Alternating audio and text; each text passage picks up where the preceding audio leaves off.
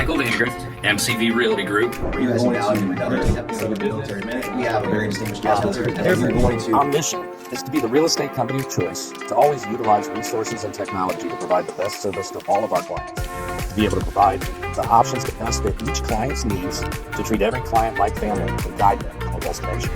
Our vision, to be your real estate agent and advisor for life, to help guide you through each chapter of your life, honestly, ethically, and when you're ready.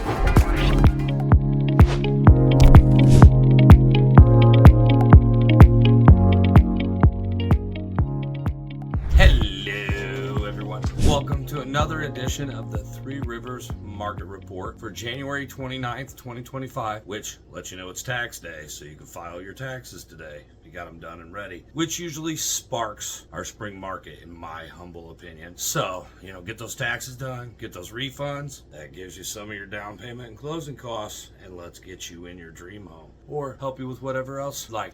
This week the market was showing some ups and downs. It's ending the slower season of real estate. We're about ready to get into that spring market. We saw mixed ups and downs. Active availables were down 2% week over week, but up 27% year over year. We saw new listings up 3% week over week and up 30% year over year, showing that there's still strong demand out there, because as soon as we list them, they're getting stripped. We're seeing new listings up and actives down, showing us that demand is still outstripping supply, which is what's still causing the increase in prices, as we're seeing appreciation still, which we'll get to here in a moment. But I also think what we're going to see here moving forward within the next 18 months is we may see interest rates continue to rise.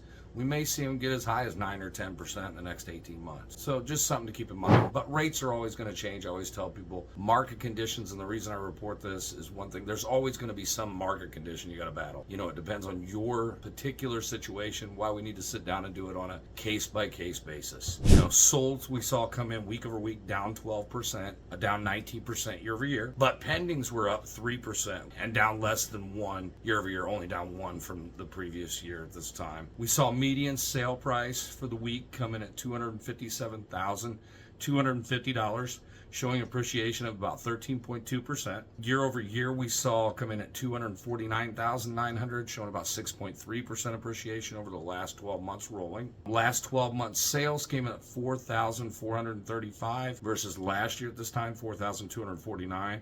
So we're showing up about 4.4% in sales over the last 12 months rolling. And we believe 2022 is going to go down as one of those, what we call a basement year of homes sold, just like what we saw back in 2008 when we saw the bottom number of homes that had to be sold. Because homes are sold and bought every single day of the year. People got to make moves, jobs, family, downsizing, upsizing, going into nursing homes. House burns down, you got to get another one, or rebuild possibly. So things happen, life happens. I always say life happens. So yeah, we're looking at, to get to a balanced inventory right now, based on the 4,435 homes sold, we need about 2,217.5, which would be 6 months inventory. Based on the active available inventory we have right now, we have about 4.23 buyers per listing and showing right about 2 months inventory. So when we need 6 months to get to a balanced market, which eventually it's going to get there, but we're taking our time.